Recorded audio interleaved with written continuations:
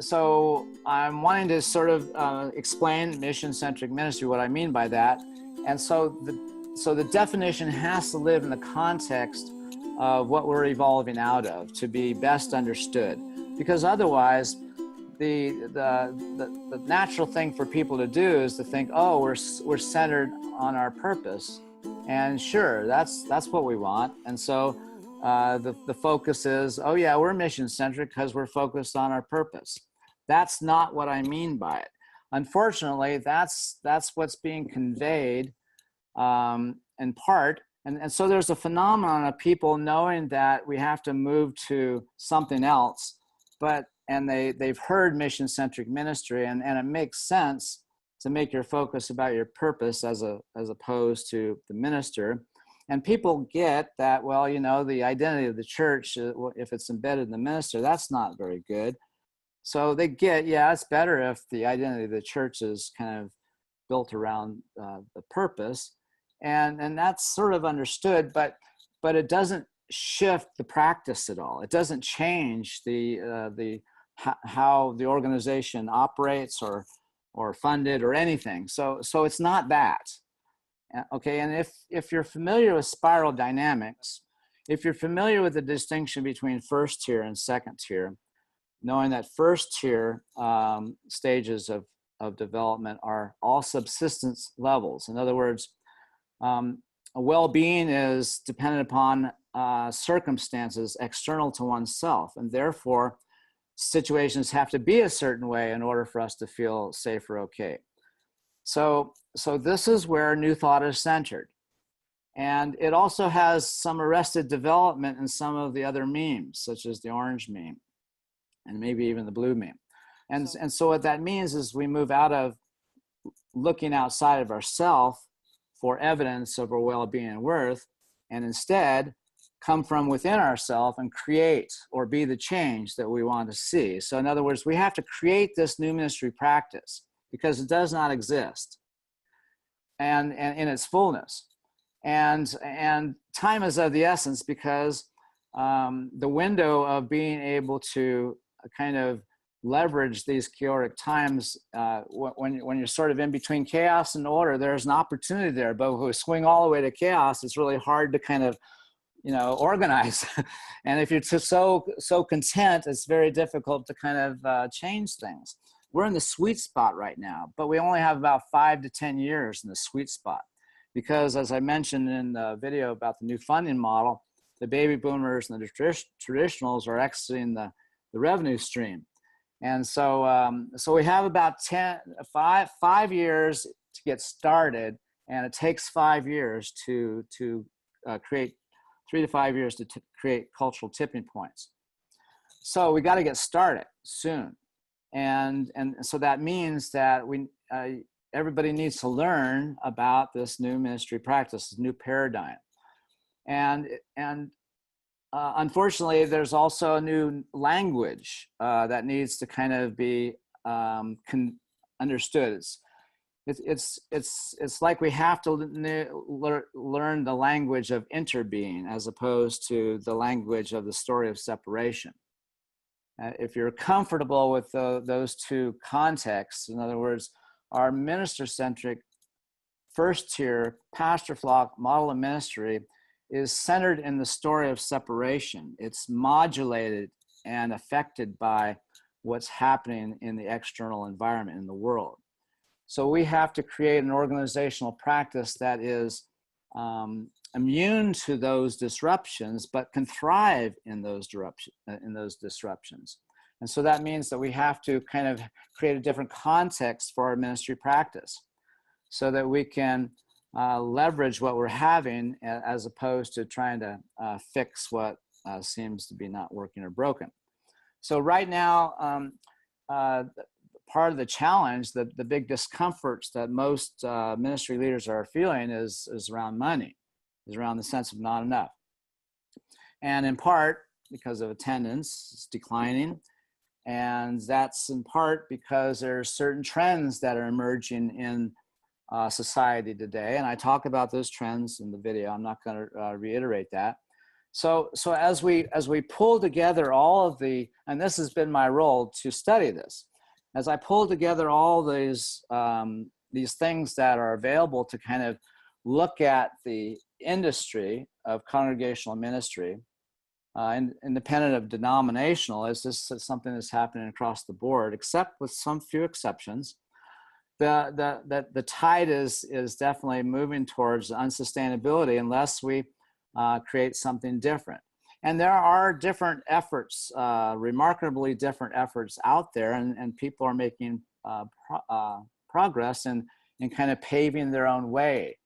But I'm interested in not just going out there and finding my own success. I want to create something that we can replicate, and we can create as a new ministry practice that then can flourish in these times, and that we can also create a kind of driver for our denominational leaders to create trainings and hopefully educational programs, that really, like, instead of the home office, our denominational home office is focused on the comings and goings of spiritual leaders. I think our home office should retool itself and focus on helping churches fulfill their purpose, to become purpose or mission-centric organizations. And so what that means is that we need to know how to create an organization around the fulfillment of a purpose, which is new. We don't have any program or training that gives us a systematic way to develop a organization that has the capacity to order itself around the fulfillment of its purpose. And in part because we've never focused that way. And so that's going to be a part of what I'm going to be sharing, is why that should be our intent. So let me just sort of summarize and be done with this so I can open this up. And that is, second tier or mission-centric ministry means then is that it has a different operational context. First tier or minister-centric ministry, its operational context is predict and control, right? I mean, that's what's going on. That's the operational context of most of the world, because that's what we're stuck in. Predict and control imperatives, because our discomfort is a driver.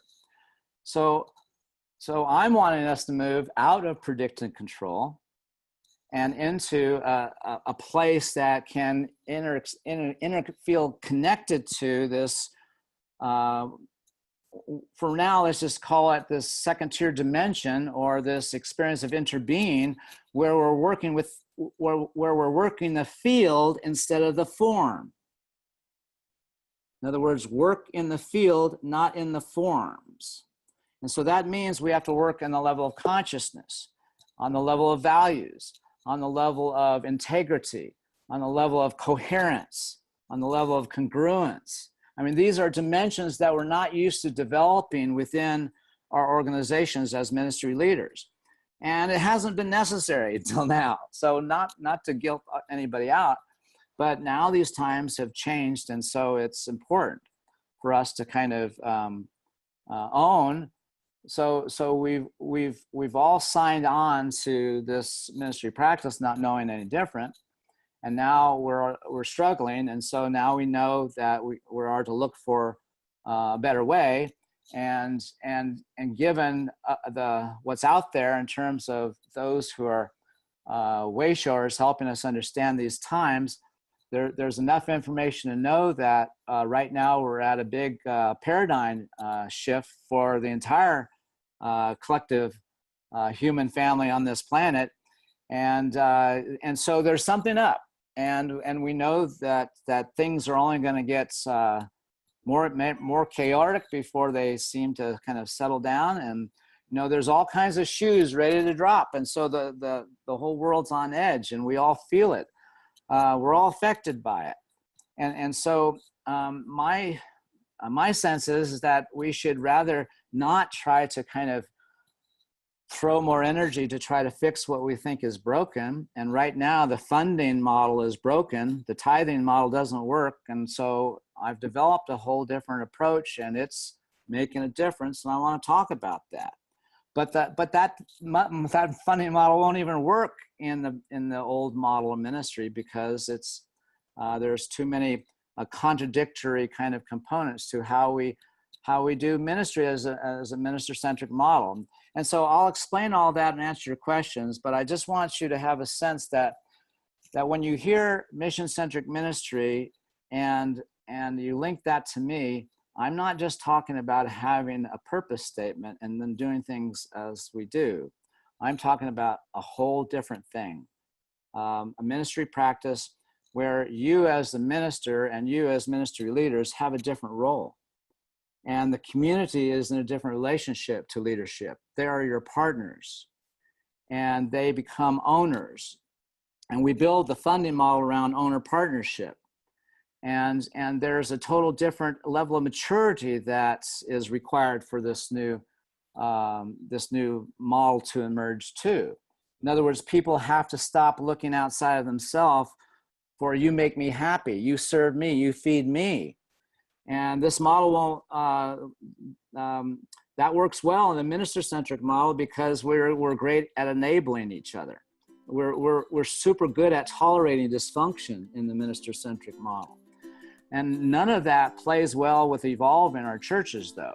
So there's a dimension of the evolutionary process Wilbur calls cleaning up, that is the shadow work component. And if it's, it's hard to move the needle for folks to get them to do that deeper work, but this evolutionary process requires us to do the deeper work.